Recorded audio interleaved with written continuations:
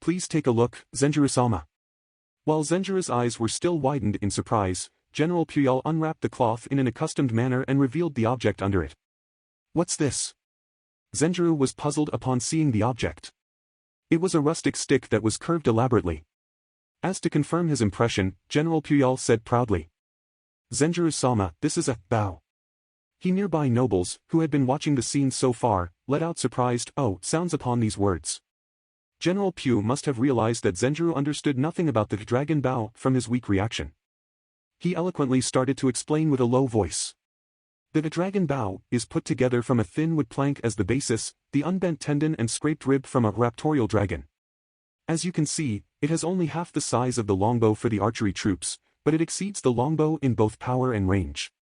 It also is easier to wield due to its smaller size, and in the hands of a skilled man, it becomes a rather quick and precise weapon. It would be no exaggeration to say that it is the strongest weapon for a rider. However, only a small handful of knight can call a dragon bow their own. The reason is that only the flexible tendons and bones from still growing, young raptorial dragons can be used for the bow, so the materials are extremely valuable. Likewise, it takes a lot of time and effort to manufacture a single one. Generally, only young raptorial dragons at the age from 5 to 7 were considered to supply the materials for the dragon bow, because the bones of a full-grown raptorial dragon became hard and solid, losing their flexibility. The tendons, too, suffered the same harmful influence, albeit not as bad as the bones. Zenjirou was enlightened about the dragon bow through General Puyol's explanation, and his cheeks twitched. The dragon bow had been unknown to him, but he had already received an explanation about how precious the raptorial dragon was in this country. And also about that fact that breeders at the stables were still going to great lengths every day as to replenish the required count of raptorial dragons, which had greatly declined in the previous war, for the military. These precious raptorial dragons were killed at a young age and salvaged for materials for weapons. Even if 5 dragon bows could be gained from the death of a single, young raptorial dragon, these 5 bows had to produce equal results as one mature raptorial dragon, or it wouldn't be worth it the costs. Zenjirou-sama? General Puyol called his name wondering, as he noticed that he behaved strangely, whereat Zenjirou asked with a voice as flat as possible. One question, General. Can anyone use this dragon bow with ease? General Puyol answered honestly without perceiving the intention of his question. No. As it has a considerable range and power for its small frame, it is not uncommon that even an average soldier has trouble drawing it satisfactory. In order to master it, one needs a great deal of training to do so. Zenjirou was about to sigh towards the expected answer, but withheld it. Queen Aura had watched the fuss from a distance and made a sigh of relief in response to the neat resolving of the situation. If he had accepted the bow right there, it would have become extremely troublesome. It wouldn't have posed a problem when it were a prestigious weapon like a treasure sword or decorative spear, but if he had accepted a practical weapon, it would imply that he was ready to use it, too. And then it would become extremely difficult to turn down an invitation from General Puyol for practice or a hunting outing next time. In Aura's eyes. In the worst case, she had been prepared to step in by herself and salvage the situation imperious. Doing so would have undoubtedly promoted the rumor that the queen was henpecking her husband instead. Nonetheless, General Puyol wouldn't be called the insatiable wolf if he could learn a lesson from 1 or 2 failures in his ambitions. By doing this, General Puyol put Zenjirou's royal qualities to the test. Zenjirou mustered all of his wits and answered while carefully racking his brain. He spread his arms left and right, then said that as to show off his body as proof. His body was clad in the unceremonious native attire, and an experienced soldier should at least be able to tell that he was no soldier material from a glance at his small hands or neck that shoot out of the cuffs. I really appreciate your thoughtfulness in offering me something so valuable, General. However, as an experienced general, it should strike you that I'm a powerless man, who wouldn't even add to the fighting strength on the battlefield. Yes, but... General Puyol tried to say something, but Zenjirou interrupted him as he continued. Thus it would be a waste for me to accept this bow. General Puyol, I presume you've some knights under you, who have yet to obtain a dragon bow. So could you pass the dragon bow to your knight, who is the most able with the bow and the most loyal to the royal family amongst them? That way, the bow will find a satisfying purpose for me. For a while, a hushed silence hung over the hall. Zenjirou-sama. After a long silence, General Puyol deeply bowed his head while still holding the dragon bow with both hands. Very well. I promise you that the bow will definitely be granted to someone worth of your regard. Queen Aura had watched the fuss from a distance and made a sigh of relief in response to the neat resolving of the situation. Good. he somehow managed to turn it down. By declaring that he had no intention of using the bow himself, Zenjirou's reputation certainly had been lowered, but he hadn't rejected it curtly and rather spared the general from an embarrassment too, as he lent the bow to a worthy knight after asserting the right of ownership. He handled that quite promising, Your Highness. Standing next to her, Count Marquez called out to her smiling.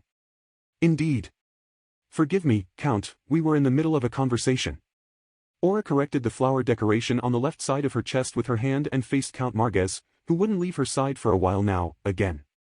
The plump Count smiled happily and narrowed his eyes. No worries. You are newlywed, so it is only natural that your eyes unintentionally chase Zenjiro-sama.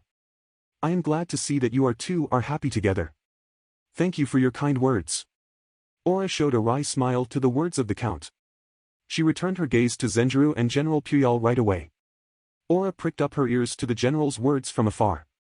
Indeed, your role is to make sure to leave offspring behind, so there is no need to expose yourself to danger on the battlefield. Please leave that front to us. After the offensive with the present, General Puyol launched an arranged marriage. And while we are on the subject, in the event of conceiving a child with Her Highness Aura that inherits the royal blood, you would need a concubine next to give birth to an heir for your very own name, in my humble opinion. To change the topic a bit, the Gian family has inherited the noble blood of the royal family, albeit to a small extent, as you may know. Today, I have brought my little sister with me, and on this occasion, I would very much like to introduce her to you, Zenjiro-sama. Aura watched the scene from a distance and sensed an impending crisis. She should definitely interfere in this. I have to do something. The determined Aura was about to step forward when Count Marquez, who had watched the whole scene with a smile, called out to her with a calm voice from the side. Oh, come to think of it, I have yet to exchange greetings with General Puyol today. Your Highness, I know we are in the middle of a conversation, but may I excuse myself? Aura stopped from the Count's affected words and turned around. She didn't know what the Count was after, but his offer was a real lifesaver for her. If she were to say, then let me accompany you now, she could interfere with the marriage offensive from the insatiable wolf without being interpreted as forcing her way into the conversation of her husband. What are you scheming, Count? Are you trying to gain favor with me? As she couldn't discern the Count's intention, she was a bit worried, but even more so, she couldn't stand to sit back and watch the conversation between Zenjiro and General Puyol any longer. She had no time to waste. In that case, let me accompany you. Making a prompt decision, Aura accepted the helping hand from Count Marquez without argument. At present, General Puyol Gian, who had boldly called out to him, and his little sister Fatima stood in front of him.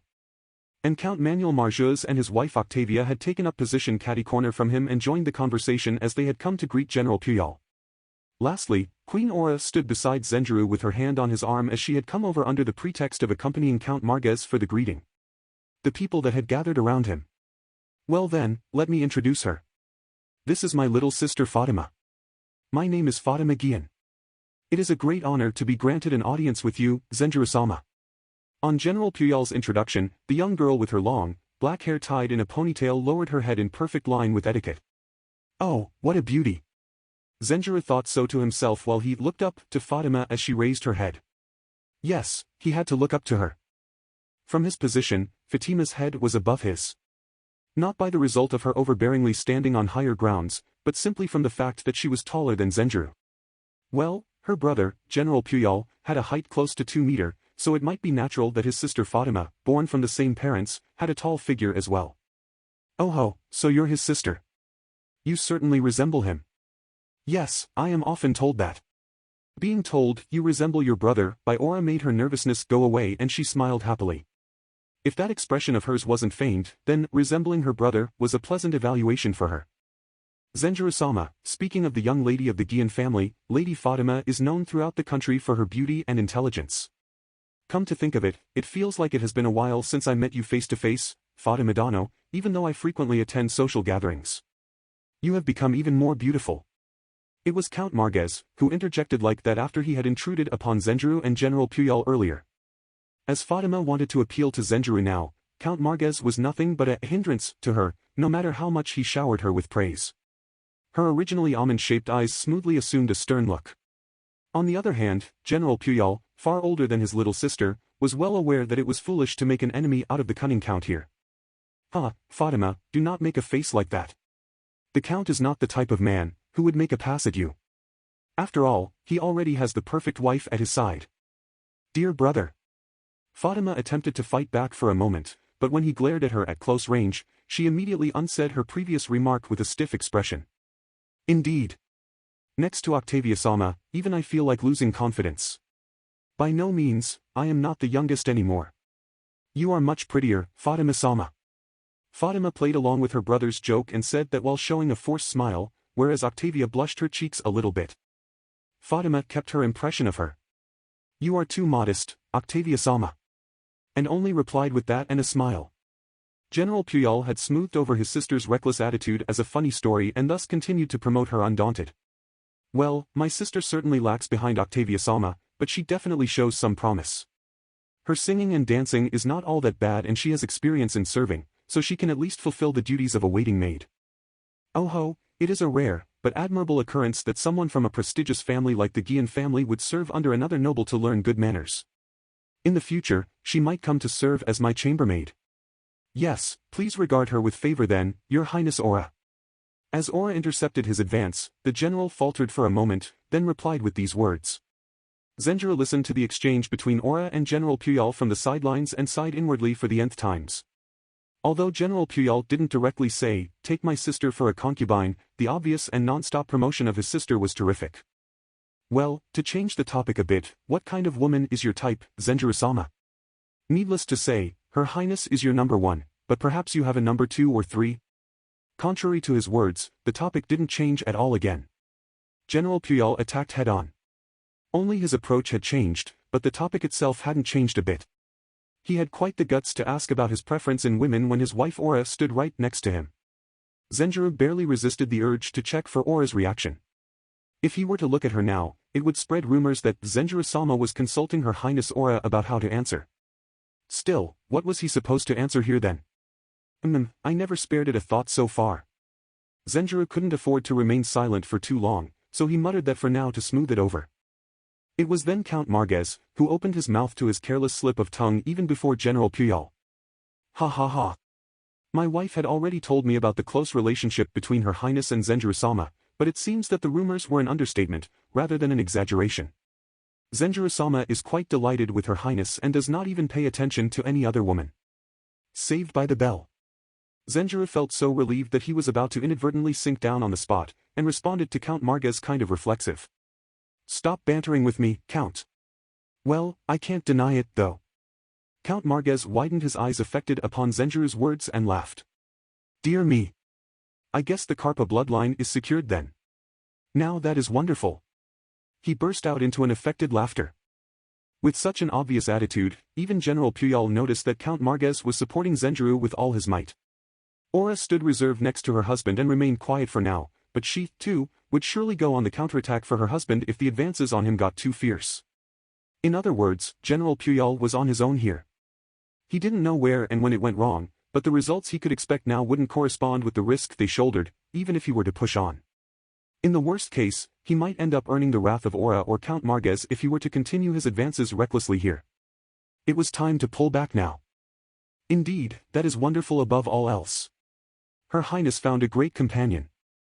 Yeah, he is the best husband I could ever ask for. I am blessed with capable retainers like you and found a wonderful husband in Zenjirou. I dare to say that I am the most fortunate ruler in the western region, no, on the whole southern continent. Aura sensed from General Puyol's attitude that he was laying down the arms for now, and laughed like that with a slightly mellow voice. Ha ha ha. The most fortunate on the continent, you say? It makes me a bit uncomfortable when you flatter us this much. No, Count. You better not get too conceited. I am afraid that the fortune Her Highness speaks of is mainly referring to Zenjirou-sama. Our strength is insignificant to it. I see.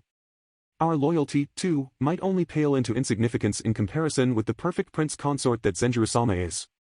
Afterwards they fired bitter remarks at each other and spent a relatively peaceful time together without anyone going on the offense or defense. It's over. Zenjirou returned late at night from the banquet, uttered these words filled with a commingling of emotions and flopped himself in the black leather couch.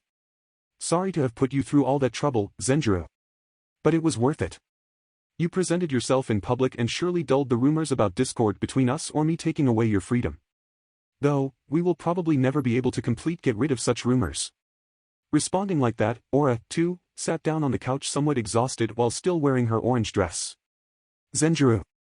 In a perfectly accustomed manner, she took 2 chilled towels from the refrigerator and threw one at Zenjirou. Thanks. Aura returned and stood beside the couch. Well then, I know you are tired, but let me ask you while your memories is still fresh. So, did any one of the nobles you met at the banquet leave a particular impression on you? Zenjirou removed the towel from his face and brooded for a while in response to the somewhat sudden question of his wife. Left an impression on me. I think there were some, but the Gian siblings took the spotlight in the end. To be honest, I don't really remember anyone but them. Aura must have anticipated that answer to some extent. She showed a smile and sat down next to Zenjirou. Then let me hear about the brother, General Puyol first. What was your first impression of that man? As his wife looked at him from the side, Zenjirou averted his gaze with an awkward expression. Zenjirou continues, it feels like he's the kind of person who has only enemies and allies. Well, you know, I mean, he was frigging overwhelming and zestful and made not the slightest attempt to hide it. On top of that, he spoke his desires out so openly that it surprised me. How should I say? He's not afraid to make enemies as long as it achieves his goals. But he seems quite charismatic, so he should have a lot of allies, too. So I think that all the people related to him are either friendly or hostile towards him. I see, I understand what you are getting at. Aura nodded curt on his explanation. It was a bit rude to her husband, but his evaluation was more spot-on than she had expected. Zenjirou's prejudice must have come into play here. He unconsciously perceived the man, who had formerly been a candidate for becoming his wife's husband, as a rival, searched for a weakness in him and exaggerated his story. Then what do you think of Fatima Gian, the little sister? Let me hear your honest opinion. Were my eyes playing a trick on me or were you a bit fascinated by her, In Aura's eyes certainly flashed a bit of a gloomy emotion as she asked that. Wait a sec. Aura. Zenjirou sensed the jealousy hidden behind his wife's roguish smile and unconsciously backed off on the couch in a timid manner.